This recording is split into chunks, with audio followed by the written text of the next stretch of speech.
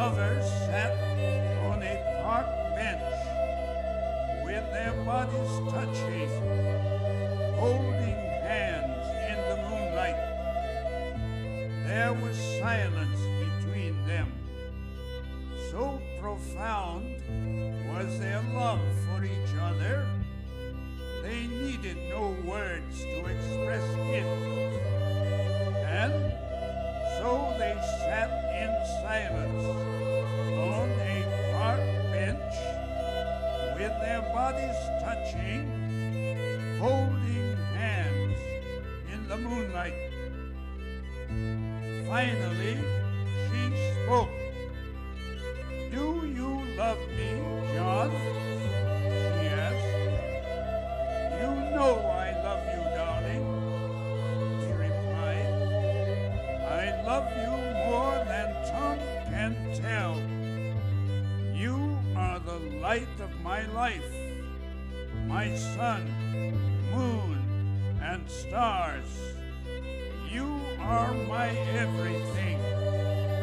Without you, I have no reason for being." Again, there was silence as the two lovers sat on a park bench with their bodies touching, holding hands in the moonlight. Again she spoke. "How much do you love me, John?" she asked. He replied, "How much do I love you? Count the stars in the sky. Measure the waters of the ocean with a teaspoon. Number the grains of sand on the seashore. Impossible, you say? Yes, and it is just as impossible for me to say how much I love you. My love for you is higher than the heavens, deeper than Hades, broader than the earth. It has no limits, no bounds.